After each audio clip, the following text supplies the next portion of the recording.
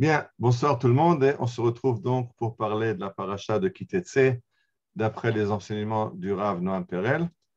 Alors, on veut parler aujourd'hui d'un verset dont on a déjà parlé une fois, mais dans un autre contexte, qui kare kan sepor lefanecha, baderech bechol etz o ala haaretz efrochim o betzim, והאם רובצת על האפרוחים או על הביצים, שלא תיקח האם על הבנים. Si tu te promènes dans la forêt et que tu rencontres un nid d'oiseau sur un arbre, par terre, et que tu veux prendre, et la mère est en train de volter au-dessus des œufs, et que tu veux prendre les œufs, tu ne peux pas prendre les œufs quand la mère est en train de volter au-dessus d'eux, il faut que tu chasses la mère avant de prendre les œufs. Je ne rentre pas maintenant dans la raison pourquoi et comment, est-ce que c'est de l'arzariout, est-ce que c'est méchant contre les oiseaux, c'est une autre idée qui est derrière. Ce n'est pas cette mitzvah spécifiquement qui m'intéresse maintenant. Je voudrais parler un petit peu d'autre chose. Le Rav Noam Perel amène un midrash qui carré quand c'est pour le fanecha, quand tu te promènes dans la forêt et que par hasard tu rencontres un nid d'oiseau, c'est ça que dit le verset, que les mitzvot sont un accompagnement une parure pour ta tête. Et le Midrash demande Ma liviatren, Amar Rabbi Pinchas Bar Chama, le Chol Makom, Shetelech, Hamitzvot Melavot Otra. Liviatren, ce n'est pas une parure, mais ça vient du mot levaya, accompagnement. Et Rabbi Pinchas nous enseigne que là où tu vas, les mitzvot t'accompagnent. Et dans la paracha de cette semaine, vous savez que c'est la paracha où il y a le plus de mitzvot, la paracha de Kitetse, il y a un très grand nombre de mitzvot.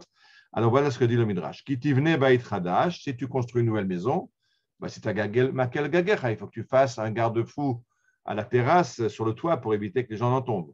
Imasita chadelet, mitzvah mlavototra, si tu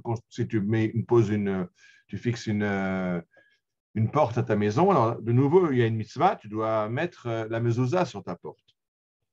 Imlavashta kelim chadashim, si tu as de nouveaux habits, a mitzvot mlavototra, les mitzvot t'accompagnent. Tu n'as pas le droit de porter du chatnez, un mélange de lin et de laine.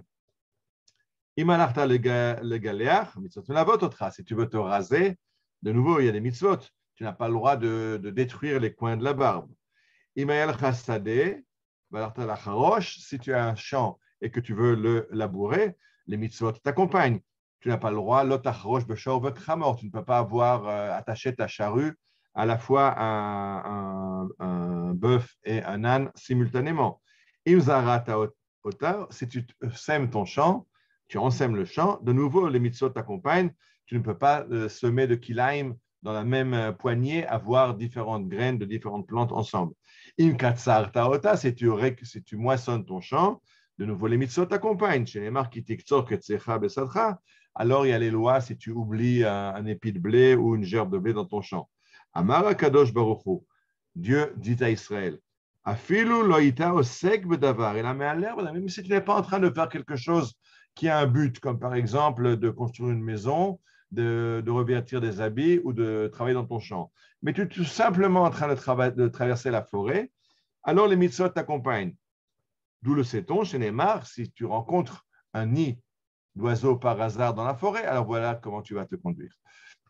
Donc le Midrash nous dit que les mitzvot nous accompagnent dans tous nos actes quotidiens, ou les actes non quotidiens, ou même les actes par hasard qu'on est en train de faire, il y a toujours quelque part une mitzvah. Là-dessus, le Rav Noam Perel nous enseigne Metzuvim anu lelavot lelvot ledarko kol makom. Pardon. Metzavim anu lelavot ledarko kol adam ayotse mipet arbeto. Nous avons une mitzvah d'accompagner un visiteur. Quand nous avons un visiteur, un invité qui est venu chez nous, la Torah nous enjoint de le raccompagner quelque part à l'extérieur pour vérifier que son bien-être, vérifier qu'il n'y a pas d'embûche sur sa route. Ça lui donne aussi un sentiment de sécurité, le fait de savoir qu'on se fait des soucis pour lui, qu'on l'accompagne. Et donc, ça renforce sa confiance en lui-même, de savoir qu'il est accompagné et de savoir qu'on prend soin de lui et qu'on s'enquiert de son bien-être. Il dit c'est exactement la même chose, les mitzvot. Les mitzvot sont l'accompagnement de Dieu pour chaque juif. Chaque juif, là où il est, là où il va, là où il est en train d'agir, Dieu l'accompagne. Et comment Dieu l'accompagne, mais on ne le voit pas. Alors il nous a donné une mitzvah pour savoir qu'il est avec nous, puisque la mitzvah nous relie en fait à Dieu. Donc, quand on fait la mitzvah, dans quelle que soit l'activité qu'on entreprend, on comprend que Dieu est avec nous à ce moment-là.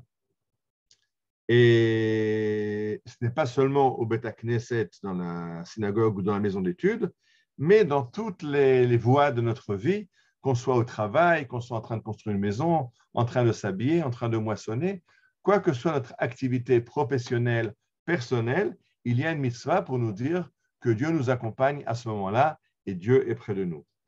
Et Dieu nous dit donc, je suis à côté de toi. Quand tu construis ta maison, quand tu achètes des habits, quand tu prends soin de ton corps, quand tu laboures, quand tu moissonnes, à chaque moment. Mais même quand tu es en train de te reposer un petit peu, de te balader dans la forêt parce que c'est les vacances, alors là aussi, ouvre les yeux, regarde autour de toi, et si tu fais attention, tu verras ce nid d'oiseau et tu seras en contact avec la mitzvah. C'est-à-dire que des fois, la mitzvah, elle est évidente. Si je fais une activité professionnelle, je dis dans le champ, puisqu'à l'époque, je rappelle que tout le peuple d'Israël était un peuple d'agriculteurs. Donc, quand on est en train de faire l'agriculteur, on est entièrement entouré de mitzvot. Mais même dans la vie économique, on a des mitzvot de ne pas avoir de poids et de mesure, de ne pas faire d'erreur quand on vend, de ne pas prendre d'intérêt quand on prête de l'argent. Et donc, chaque acte de la vie, Dieu nous accompagne et nous le fait savoir par une mitzvah. Mais même quand on n'est pas dans une activité obligatoire, mais qu'on est tout simplement en train de suivre notre chemin dans la forêt, alors la mitzvah n'est pas directe. Ce n'est pas dit quand tu vas dans la forêt, tu feras ça. Quand tu travailles dans ton champ, alors tu ne laboureras pas avec un âne et un bœuf. Il n'y a pas marqué quand tu vas dans la forêt, quand tu te promènes, alors tu vas faire ça et ça. Puisque je suis en vacances, je suis en promenade, donc il n'y a pas d'obligation. Je ne suis pas en train d'avoir une occupation, mais la Torah nous dit, si tu regardes bien et que tu vois le nid d'oiseau, alors la mitzvah est là. C'est-à-dire que quand tu regardes à droite et à gauche et que tu lèves un petit peu les yeux, tu vas voir que la mitzvah t'accompagne même quand tu es en balade dans la forêt. Et c'est ce que dit cette phrase par laquelle on clôt en général toutes les études. Ratza Kadosh Baruch Hu, Zakot et Israël. Dieu a voulu faire mériter Israël. Maintenant, on peut aussi ajouter Dieu a voulu accompagner Israël. Le Fichach Irbalem Torah Mitzvot, et c'est pour ça qu'il a multiplié la Torah et les mitzvot, de façon à ce que à chaque instant, nous prenions conscience que nous sommes au contact de Dieu, nous faisons des actes qui ont une signification parce que Dieu les a demandés. Et c'est très différent de l'enseignement du christianisme, qui lui enseigne que la loi, c'est un fardeau, que la loi, c'est la raison d'une faute. Quand il y a une loi, alors on va l'enfreindre et on sera en état de culpabilité. Et donc, il faut supprimer la loi, c'est ce qu'a fait le christianisme. La Torah dit non, la loi, c'est le rappel de Dieu qu'il est toujours à tes côtés.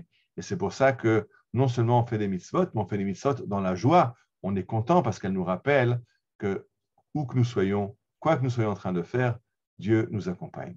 Shabbat Shalom et Bezrat Hashem à la semaine prochaine.